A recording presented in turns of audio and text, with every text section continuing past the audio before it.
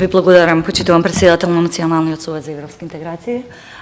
господин Винко Филипче, почитувам председател на Комисијата за европски прашања, господин Антонио Милушевски, почитуван амбасадор на делегацијата на Европската унија, почитувана заменик министерка, господја Трајков, почитуван вршител на должност на Полската амбасада во Македонија. Ви посакувам добри дојде и многу успешен мандат, токму тука во Скопје, почитувани представници на граѓанскиот сектор, на канцеларијата на председателот на владата, почитувани колеги и колешки пратеници, граѓански сектор, медиуми, срдечно добри дојде на првата конститутивна седница на Националниот совет за европски интеграции и јас како и председателот дозволете да посакам успешна и плодна соработка. Чувам дека особено важно што денес го имаме токму како прва точка на дневен ред извештајот на Европската комисија. И пред накратко да го искоментирам истиот, ќе ми дозволите да споделам и да се заблагодарам на претходното председателство, односно на нашите пријатели од Унгарија за одличната соработка, именно додека во рамките на унгарското председателство имаше одлична парламентарна димисија, каде што ние како претеници од различни комисии имавме можност да учествуваме во рамките на председателството и на вистина да дадеме свој придонес, но и да размениме своји мислења на различни политики. Јас заедно со колегите од Комисијата за одбрана и безбедност имавме можност да учествуваме, меѓутоа исто така и колегите од Комисијата за финансирање и буџет. И исто така да посакаме многу успех на преземањето на председателството со Советот на Европа, на нашите пријатели од Полска и да посакаме многу успех. Јо екселенси Бримора, гратулација до Полски за оказија објенча президенција в Раде Унија Европейски и жечам дужо суксесов. Во рамките на извештајот со Европската комисија, ние кои што имаме работено нешто подолго во рамките на секретаријатот за европски прашања, гледам салава имаме доста колеги сега веќе од Министерството за европски прашања, ова беше редовна активност и се уште е редовна активност на Европската комисија. Меѓутоа, овој извештај е специфичен по тоа што опфаќа три влади. Имено опфаќа влада која што минатиот состав, односно минатата влада, опфаќа техничката влада и ја опфаќа владата на предводена од ВМРО ДПМН. И чинам дека тоа и го спомина и моите претходни соговорници, секогаш треба многу одговорно да пристапуваме кон анализирање на извештајот, заради тоа што, како што напомена и евроамбасадорот, тој е патогас во кој што ние треба да се движиме пред се во периодот кој што предстои, заради тоа што веќе се бележи и она што е направено после веќе извештајниот извештај. Овој извештај се однесува за септември 2023-2024, најверојатно како собрание, но и како национален совет, еве тоа го најави и председателот, ќе се трудиме на вистина секогаш и поекспедитивни да бидеме, за да на вистина можеме да дискутираме соодветно за тоа што е дадено во рамките на препораките.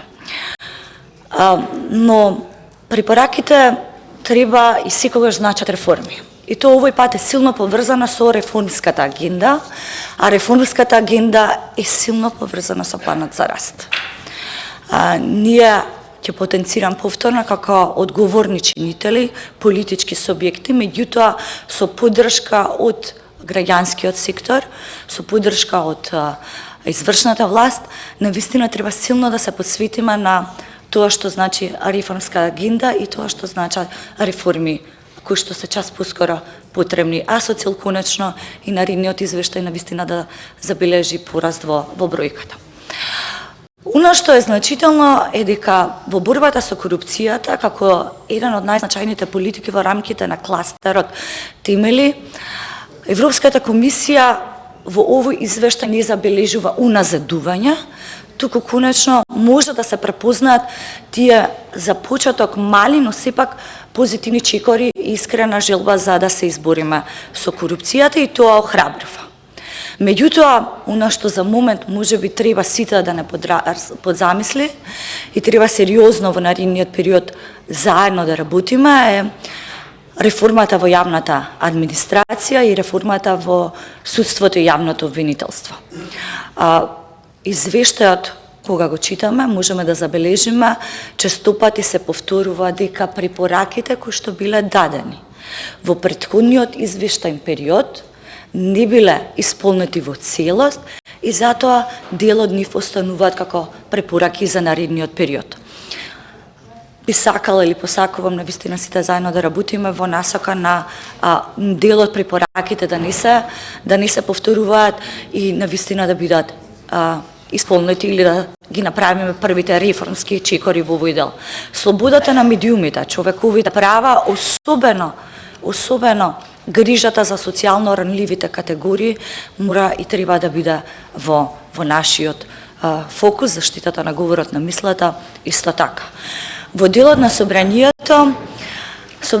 верувам дека во овој состав научени од претходните искуства, како велиме lessons learned, дека ќе имаме многу поинклузивен процес во креирањето на законската легислатива. Истовремено ќе создадеме простор на граѓански диалог заедно тука и во Националниот совет за европска интеграција, меѓутоа и на Комисијата за европски прашања, ќе креираме платформа каде што ќе можеме да имаме еден поширок диалог со цел поквалитетни решенија. Во делот на препораката која што ја среќаваме во извештајот се однесува на Националниот совет и Комисијата за европски прашања.